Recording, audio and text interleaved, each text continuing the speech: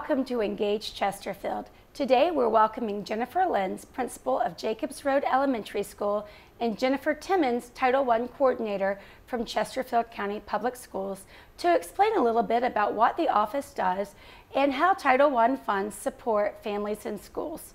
Welcome. Thank you. Happy to be here. So tell me a little bit about what does it mean to be Title One? Well, Title One is a federal grant program. It's available to schools and divisions all across the country. And it's really targeted towards schools and divisions who serve large numbers of students who receive free and reduced lunch. And that provides additional funding for the teachers, additional funding for the students, but the overall goal is really to provide for the academic achievement of all of the students within that school.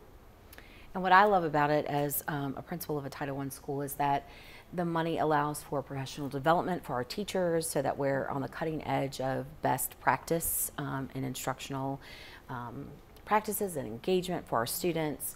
I also love that there's some autonomy with regulations about how we utilize that money to best serve our population.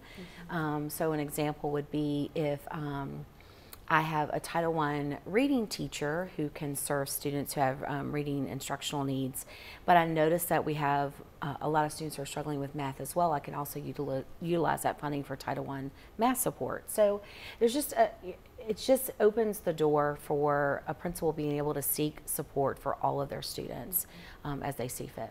Now, from a bird's eye view, are there other things that money could be spent on? Absolutely. Each school is very different, and each school creates a school innovation and improvement plan. And the Title I funding is really the vehicle to be able to help schools reach whatever goals are built into that plan. Again, going back to that idea that we're trying to increase achievement for all of our students, particularly those who might be at risk of struggling. But it can be used for a variety of different things. Ms. Lenz mentioned that it can be used towards professional development. It's also used to provide additional funding for personnel in the building, for remediation and intervention, for tutors, also for instructional materials, activities for families to participate in. So there's really a number of different things that can be done with the funding, as long as it ties back to increasing that student achievement. So first, I have two questions kind of in one. How do I know as a parent if my child goes to a Title I school? And just out of curiosity, how many Title I schools do we have in Chesterfield? Okay.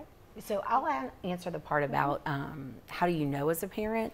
So administrators and teachers in a school, it's important every year that we talk to parents about what our Title I funds are, what they go towards in helping students, kind of our parent engagement component.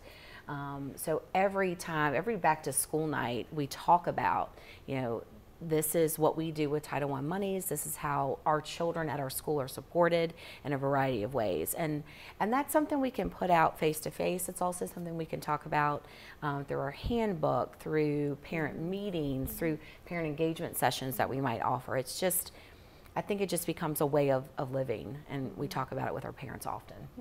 Yeah, one of the best ways is just to ask the school. You can also check on the school's website. Each of our Title I schools has some additional information about Title I on their website. But to go back to your question about the number of schools, Chesterfield County currently has 22 Title I schools, primarily elementary schools, although we are adding one middle school this year. Fantastic. And you mentioned parent engagement as being a component. As a parent, Title I school or not, how can I get involved and really learn more about this? There's a number of different ways. Every school is different, and every school is going to have a variety of different opportunities throughout the school year. There are some common elements across all of our schools. I would highly encourage participating in parent-teacher conferences or joining the PTA, attending things like Ms. Lenz said, back to school night or literacy or math nights. Those are certainly great ways to get involved. But just like the FACE office here in CCPS, I know our goal in Title I is to really build those effective partnerships with our families. And so the best way is to build that relationship with your child's teacher and your child's principal, and just keep that open line of communication open and take advantage of every opportunity and resource that's provided at the school. And I would say too that schools are always looking to communicate with parents about what they need. I mean, every year it's a little bit different depending on the students that you're serving and just the kind of support that parents want. Sometimes it's It's show me how to do this new math. I hear that a lot. Like, I don't get it, and we get why they don't get it. So it's important for us to communicate with parents. Or it might just be like, my child is just diagnosed with attention deficit disorder, and I've talked with the physician, but I just need to know more about how it might impact them in school, and how can the school support me as a parent, and how can I as a parent support the school in best serving the needs of my child. So it's really, as Ms. Timmons said, building the relationship first with parents, and really understanding what it is at each school that parents need and desire from us as partners. And then just as a parent reaching back out. Yeah. And each spring, Ms. Lenz mentioned that it's important to get that impact or that input from families. Each spring, every Title I school will submit a survey to families. We would really love to have all of our families complete that survey. It will give us valuable information that we can use to improve our programs or address any of the needs that families are seeing that they would like some additional supports. So look for that survey in the spring. It may be paper, it may be electronic, but we'd love to have that feedback. Absolutely. And I would say too, just to piggyback on that, as a parent of 5 children in Chesterfield County Public Schools myself, sometimes we get surveys and we think, oh, this possibly, no one's going to read this or no one's going to see this, but I'm here to tell parents we do look at those, and we do use those to determine what kinds of programs and supports we need to put out there for families. So I would highly encourage parents to complete any surveys that they get from the school or from the FACE office or Title One. That's good information to know, because sometimes you think, and I've gotten those Yeah. as a parent, you're thinking, is anyone really going to read this? And I know for a fact you guys do. We do. And this is just another question, because I think a lot of times we have so many terms that we use in education that people hear title this, title that. So there are other titles out there. So like Title II we receive funding for, and Title III. Could you explain what those funds go towards? Sure. So Title I, Title II, and Title III are actually all different components of the federal legislation that comes from the Elementary and Secondary Education Act. So really, it's all different groups of funding that's available, where Title I is available to schools and divisions who serve large percentages of students who qualify for free and reduced lunch. Title II is focused a little bit more on supporting academic achievement through principal and teacher effectiveness. So a lot of that goes through parent professional development, additional resources, things like that. And that's not just available to Title I schools, that's available to all of our schools or teachers or principals in the school division. Title III is also federal funding through the federal legislation, but it is focused more towards the academic achievement of our English learner students.